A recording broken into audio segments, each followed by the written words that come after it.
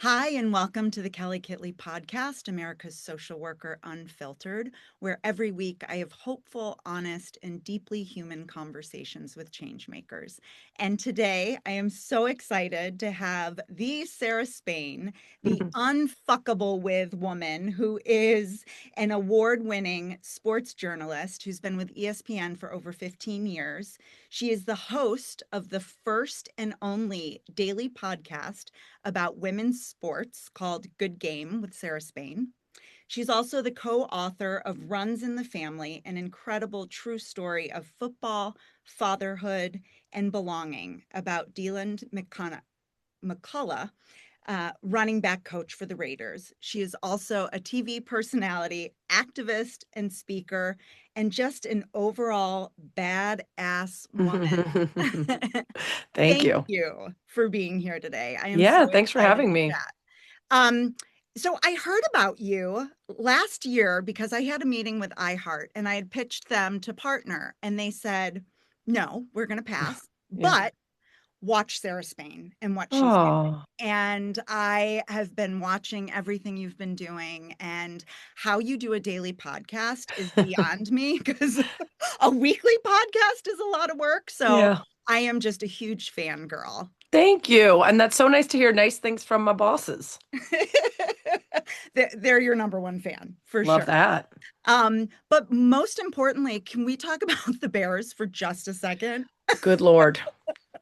They are killing me. I'm like, how did they do it? How did they win 12 games so far? And I've enjoyed maybe a total of 5 minutes all season because they're always like taking off the first half and then showing up at the end, which makes it thrilling. But I Yeah, have cardiac arrest multiple times throughout and feel like I'm going to puke the whole game. And then I finally get to celebrate in the last second, and that's about it. totally.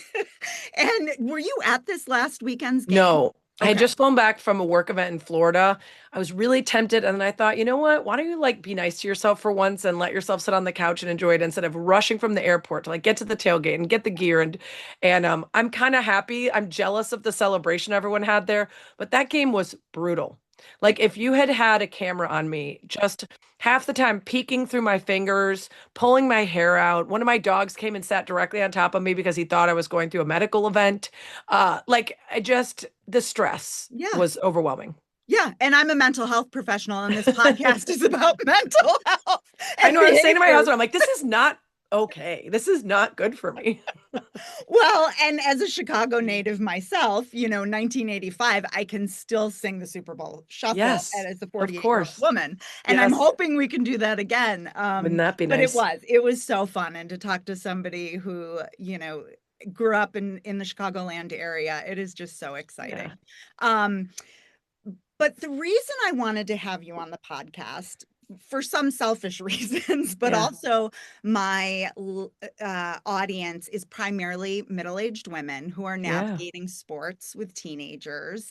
Oof. And, you know, I grew up in a basketball family in the Chicagoland area. My brother played basketball for Whitney Young, Nice. as a 5'8", depending on who you point guard, and went on to play Division I basketball at University of Central Florida. And two of our oldest are in college, no interest in playing college sports, but the younger two are. One's a boy and one's a girl, and without disclosing too much information to protect their, Yeah. anonymity a little bit. I'm just curious, like you were a college athlete, and I want you Hmm. to talk about your specific niche as a in track and field, because that Yeah. is just phenomenal. How Yeah. did you, I mean, Cornell is an incredible school. You're no dummy for sure, navigating all the ins and outs. And I thought, who better to ask than Yeah. the I expert? would say one thing I always preface, which is just crazy, is I've gotten to an age and times have changed so much that, of course, things are very different Yes. when I was coming up in high school and navigating getting recruited and going on recruiting trips and everything else, and then competing. And certainly the cost of college is unfathomable at this point. But I think the principles are really the same, which is how do you support and foster your kids' love of something and involvement in something without causing them to burn out because you take it on as your thing instead of theirs, or you Mhm. put too much pressure on them, or Mhm. you make them feel disappointment in themselves instead of pride, even in the moments where they're not their best.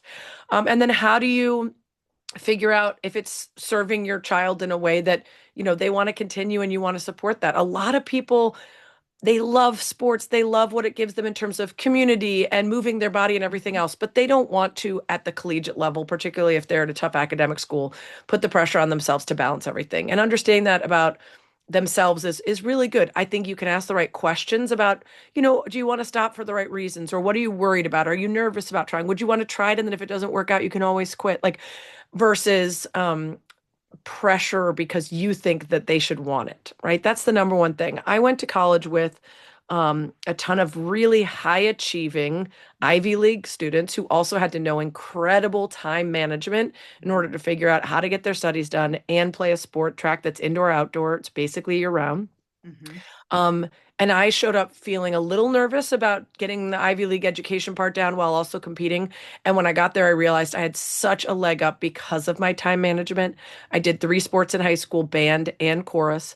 I was constantly having to use my time wisely in order to get everything done. And so when I got to college, I did the same. And I think that's the number one skill you could teach young people before they get to school where they're having to manage their own schedule is Mhm. how are you using your time for homework and practice and family and everything else and not just dicking around. Yeah. Everybody needs some dicking around time, kids too, but being smart about it. And if this is something you really want, understanding that there will be some sacrifices and deciding that it's worth it and that you want to do it anyway. I had a teammate in high school whose dad was just obsessed with her as an athlete, and it was nice at the beginning, and then eventually he ended up losing his job because he was like determined to be at every single game of hers even when it wasn't in his work schedule. he I won't get into too many details, but essentially he made it not fun for her anymore. She didn't even end up playing basketball in college because she was so burned out. And I think for parents, there's a very fine line between wanting to help, wanting Mhm. to give feedback, wanting to be involved if you know anything about the sport and you want to help, versus um, just making your kid feel good. Just knowing that your parents are proud of you, no Mhm. matter what you did, Mhm. is so important to confidence and self-esteem and being able to earnestly go out and potentially fail. You know, that's what sports is. It's one of the rare places where you watch people try their very hardest and it doesn't work out for them all the time.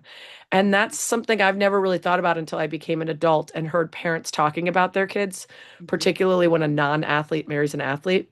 And the non-athlete is watching their kid and they're like, how do they do this? Mhm. How do they try so hard at something and put themselves out there in front of all these people and potentially fail and have it not go their way? And I was like, oh, that is unique to sports. Mhm. And it never occurred to me. It was always just something that felt so good and right, that I think you have to check in with your kids and make sure it does.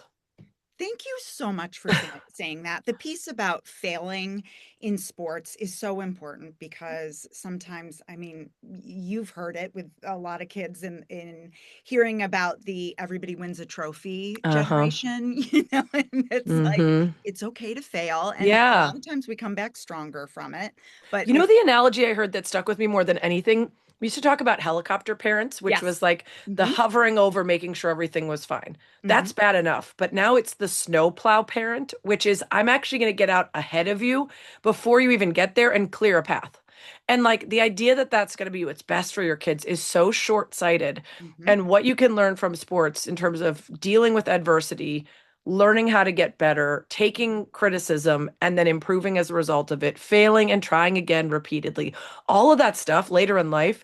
I mean, the favorite people I have to work with are former athletes. The favorite friends of mine are former athletes because it is a person who's constantly self-improving, can take Hmm. feedback in order to get better, Hmm. has let's all be in this together with a shared goal mentality. Like there's so much stuff from I sports that you love get that's that. so useful later. So let your kids experience the highs and lows and be there for them when they're upset about it, but don't get out ahead and prevent them from facing those things. Like that's not helping anybody. So sometimes it's a parent issue. I mean, what were your Oh, a lot of the time it's a parent issue. Most of the time. I'm like, I don't know. Like, Yeah, go yeah. ahead. I don't know I'm what I'm sure doing. I'm not just you, gonna Kelly, watch. but other people. Yeah. But I know that you were on Glennon Doyle and Abby Yeah. Wambach's podcast, and she Hmm. talks. I saw her on the Today Show talking about how Yep. don't go to your kids' practice. Like, Yeah. let them go to practice, let them mess up, let the Yep. coach do the work. I mean, do you have siblings? Were your parents really involved in your Yeah, I have athletic? an older sister who also did she did tennis in college and then switched over to track midway through, so she did both D1 athletes, both super big sports fans. But what's funny is my parents are not really into sports. They're active. So when we grew up, we played tennis and golf and we're always outside and being, sporty, but they don't watch sports. And so their interest was in what we love to do. It was sort of inevitable. Like we grew up and it was a no brainer that we were going to be athletes. We were taller, stronger, faster than everybody, and we wanted to compete at everything all the time. So they facilitated that, which was great. But they didn't know enough to be after practice trying to tell me to work on my jump shot Sure. or, start working with your left hand. Like my mom learned what 3 seconds was because I was a center. And she would just yell 3 seconds anytime she thought the other team was violating the rule. And my dad would get embarrassed and like move away because he was like, "Oh my God, stop yelling 3 seconds. That's all you've got." But my dad would also be like, "This one's over," and they'd be like 4 quarters. He's like, "Oh yeah, 4 quarters." Like that's how much they don't care Oh about my sports. So it's gosh. wild that my sister ended up doing Division 1 sports. She played women's professional tackle football for 2 seasons after college. Like we're You both guys were just huge. born into the world Yeah, this way, just huh? born to be this way. And so our parents were so supportive, driving us, watching us, talking to us about it. Growing up playing tennis, my mom spent hours, that's what she played. So she spent hours teaching us and was helpful and did what she could. And there are occasional times where I think, oh, it would have been nice to have a parent who was so sporty that they were back working with me in the backyard, or they wanted to get me a one-on-one coach so that I could have gone pro. But most of the time, I think I had this incredible balance of support, the financial and otherwise means to allow me to try all these things and see what I was good at and what I loved, go to camps and things like that. But also that they just were there to support me. No feedback, no criticism, none of that. It was just, do you love it? And if you do, keep doing it. And whenever you don't, that's fine. We're not gonna live or die with it. It wasn't their life that they were living vicariously through me, which happens, I think, with a lot of parents and their kids. You are spot on. And they continue to show up and support you in a really healthy way. Yeah, yeah. And my poor dad, I remember I went to Junior Olympics for track, and that year it happened to be in Washington State, and we were competing in the Washington football stadium, which is really cool facility right on the water with like these overhangs. But it was unusually hot and it was about 103 degrees in Seattle. And I do heptathlon, which is a 2-day event in the outdoors. Pentathlon indoors is 5, heptathlon is 7.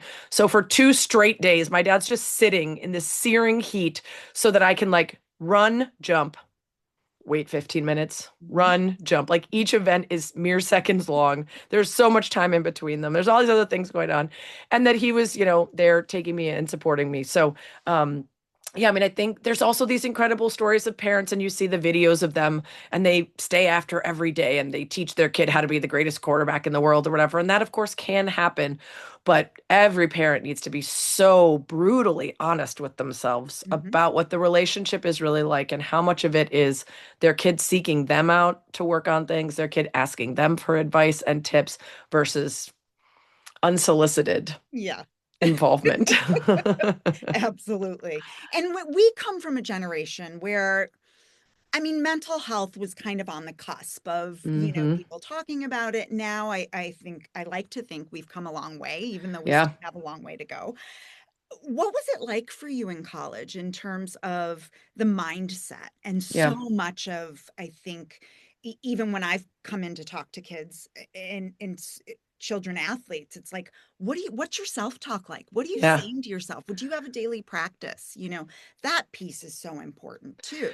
It's interesting to look back at it now because my perspective and knowledge has shifted so much in the years since college. I think the one thing I've recognized over the years, especially now having talked to mental health experts and life coaches and uh, mental health coaches that work with athletes, is I did the opposite of what you were supposed to do. I thought I should talk myself up about how this is the biggest moment of your life. This is the biggest game. This is Mhm.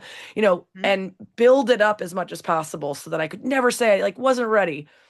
When in fact, what I should have been doing is using my knowledge from all the many times I'd done it before and said, this is just any other jump, race, game.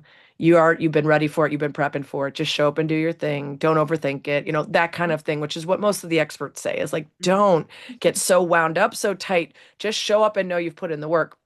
So if I went back, I would redirect some of the energy I was giving towards this is the biggest deal in the world. Don't screw it up. And a little bit more easy on myself. But Yeah. the main thing that I've learned, and I actually talked about this on Abby and Glennon's and Amanda's podcast, is I used to give myself a ton of credit for my mental health wellness. I thought a lot of it was a choice. I thought a lot of it was intentional, and I am intentional. I do read about it, listen to it, have gratitude practices, do the things that people say when it comes to like breathing when I get stressed. And, I am aware in so many ways of how to step out of myself, look at my reactions to things and ask if they are the responses that I want. Where are they coming from? Why am I feeling this way? How do I want to behave? And is this a choice as opposed to feeling, trapped by my emotions or my reaction? So all of that is from work. Mm-hmm.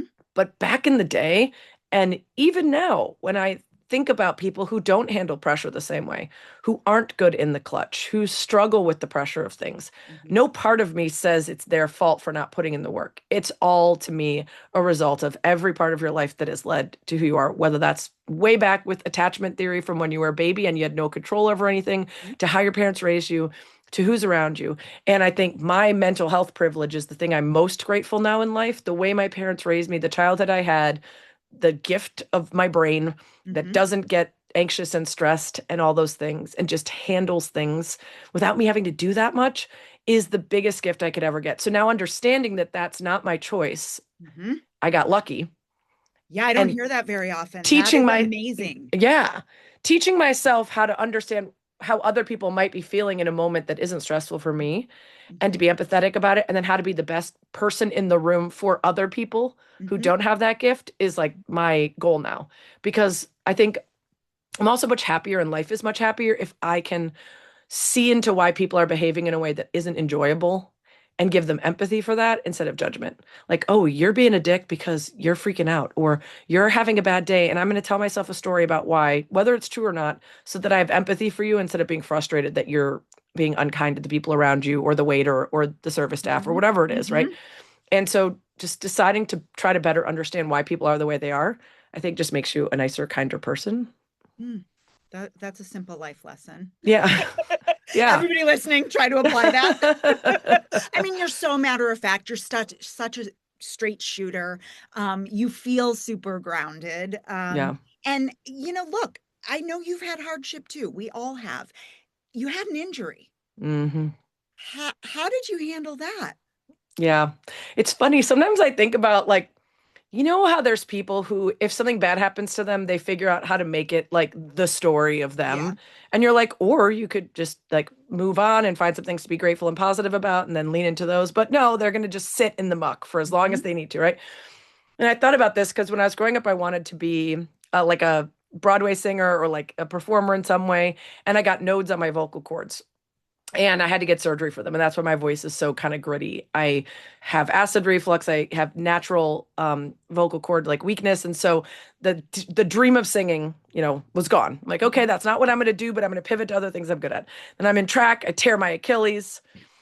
I am no longer a heptathlete. And now all these years later, right now, I'm at the work. I can't do yoga. I can't jog. I can't play any sports. I'm like very limited because after my Achilles tear, it created like an imbalance in my kinetic chain. So I have two bulging discs and a herniated disc. My back is super messed up. And all my friends who like never did anything are like, let's run half marathons. And I'm like, Hmm. okay, well, I can't really do anything anymore. It sucks. Sob story.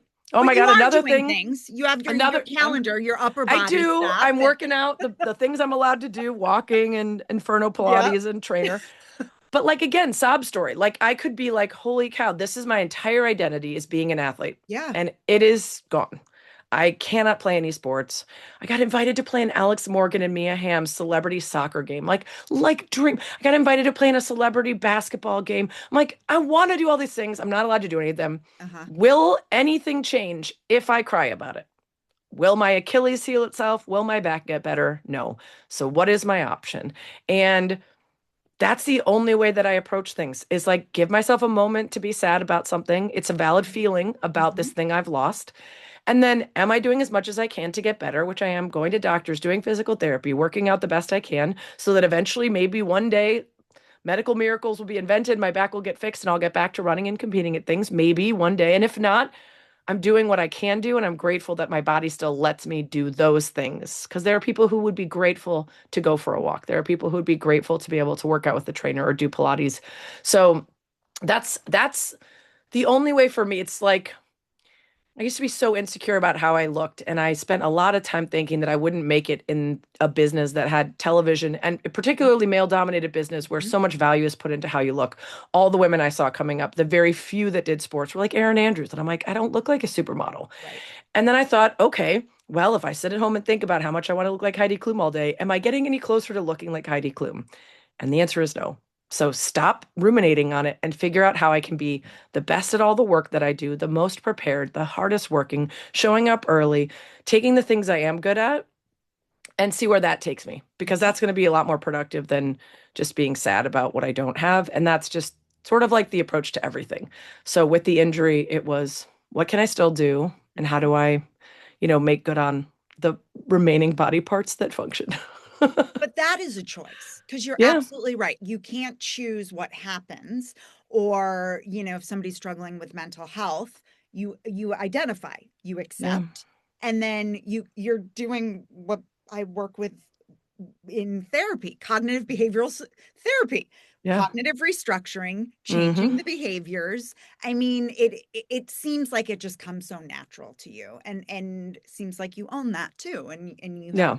Well, the ability for it to come naturally is there, and then I put in the work of caring about reading Mhm. and learning about it and bettering myself. Mhm. But yeah, I mean, I think there are people who can do just as much work, and they're saddled with so much, that Mhm. makes it harder for them. Absolutely. Do you coach any sports teams No. right now? I I'm problematically competitive. And I have no outlet for it because I can't play any of those sports. So Mhm. I'll literally we were, I think Thanksgiving, we were playing Pictionary with my family, and my nephew was 8 at the time, and I could feel myself being like, "You're gonna beat," and I was like, "Oh my God, Sarah, Pictionary, 8-year-old, pull it together," and I like couldn't stop the feeling from coming, and I was like, "You have Uh-huh. a problem." Yeah. So I'm not sure I'm suited for coaching. I could do it. I could do it if I had free time and it was, I do have 3 nieces and a nephew. The one of the nieces and a nephew live nearby enough in Glenview that, if they started playing one of my sports, they're really into swimming and Ninja Warrior right now. So not my two specialties, but especially if my niece who wants to get into track sticks with it, I will totally after school, whenever she wants to, whenever I'm available. I don't know if I could actually coach an actual team in something. I would have to do several hours of prep before each game to get So myself in a you're more of a mindset. mentor type. Yeah, more of a mentor than like a heat of the moment, don't yell at that kid who sucks. Got it. Yeah. Good to know. Yeah. But you have also used that competitive edge and that voice and used it in ways that I just admire so much, Thank you. and giving other women platforms to be able to use their voice as well. And you're just such a champion of women. Um, you going to the Olympics? Yes. My first time. My producer, Alex from Good Game with Sarah Spain, that's the iHeart podcast you mentioned. We're going over, we leave February 3rd, come back February 23rd. So we're covering all the women's stuff. We're going to Milan, Cortina, and Livigno, I think it's pronounced. So a lot of bus time. There will be some time between the mountain cities and whatever, but I'm so excited. I've never covered it in person. That's all. So will you do live interviews, They podcast won't be format live or because it's no? a podcast, but yeah, Yeah. we'll be doing stuff at all the events and covering all the events, and then we'll be about 7 hours ahead. So it'll be great because it's a daily show. We'll get all of our content and send back all the files and stuff for our producer who's going to stay back, who will then set it to run the next morning and have all sorts of fun, hopefully Italian adventures to share. In addition to all the stuff we're covering, just also commentary on like the places we are and what we're seeing and eating and doing and all Oh that. my gosh. And you're gonna miss your pups, I bet. I I was thinking about this. I do have a husband too, but like the thing is, you could text a husband and you can't text a dog. Right. That's And so I always miss the dogs more. And I was thinking that 3 weeks is definitely going to be the longest I've gone. I've done two and a half. I went to the World Cup women's soccer out in Australia and New Zealand in 2023.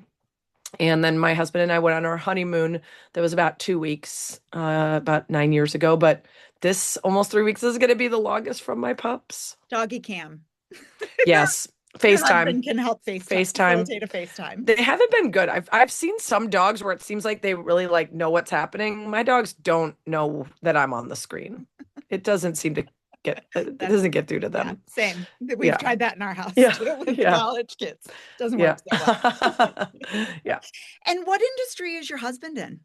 He's a realtor in Chicago. Yeah. Wonderful. Yeah. So when we met, he was working for StubHub, and he had a side um, satirical newspaper called The Heckler that was all about Chicago sports, Mhm, kind of like The Onion for mhm. Chicago sports. So we Yep, really yep. connected on that. He had worked at Leo Burnett and then StubHub, and then midway through our relationship, switched to real estate. So yeah, we both have kind of weird schedules where like our job never sleeps, but also we're not like in an office 9 to 5. So Sure.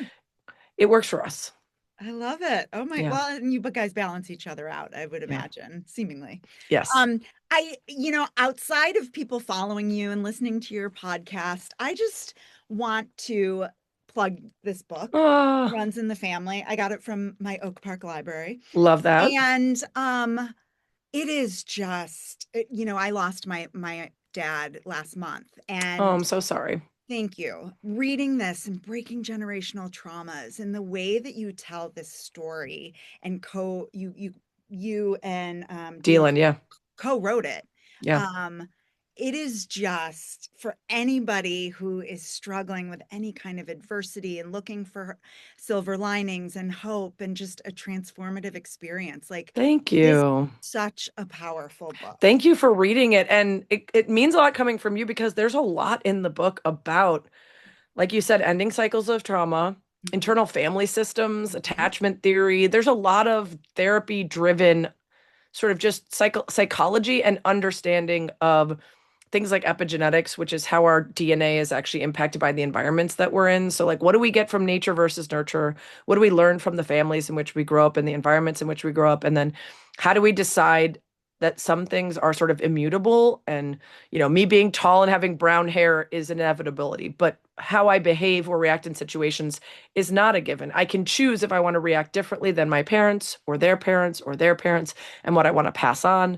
mhm, And I mhm. think that was really freeing for Dealin in his life was understanding what he could and didn't have to take forward Sure. from the family life he grew up in, what he learned and understood from finding his biological parents, and even what he's passing on to his sons. And that was one of my favorite parts of writing the book was it was not just telling his story, but figuring out how could I make it so that every single person who reads this book finds themselves and their own family in it, and Mhm, then thinks to themselves, what did I get that I like and want to pass forward? And what did I get that I don't need mhm. to keep and I don't need to pass on to my kids? It was really like super educational to research and learn about the stuff to write about it.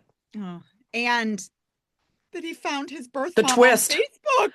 I mean, well, but the twist with the dad, which we won't give any yeah, spoilers, no, it no, no, doesn't no seem spoiling. real. I It just know. doesn't seem like real life possible. Yeah. Well, outside of my own desires to connect with you, that is part of the reason because you get it. You are so Thanks. psychologically savvy, and that is, I believe, so important in every aspect of life. So I thank you agree. for being here. Thanks And for having me. Thanks for the of work you do. I think course. that it's hard to get other people to want to do it, but when you give yourself a little time every day to actually connect with yourself and take a moment to think about how you react and how you want to react, Mhm. almost made it the whole interview. Sorry. Dealing with a cough. And I love your rasp. And how you want to react it like can change everything. So it's Yeah. just like learning all that stuff is I think so useful and helpful to just being happier, making everyone else happy around you too. Well, I know the first two people I'm going to drop this episode to, and they live in the same home as I do. Perfect. I love it. Thanks for being here. I'll put the link in the show notes for purchasing the book. And then everybody who is listening, just a friendly reminder to be the change that you wish to see in the world, whether it's in your own family of origin, your community, or this world. We certainly need it now. Thanks so much for listening.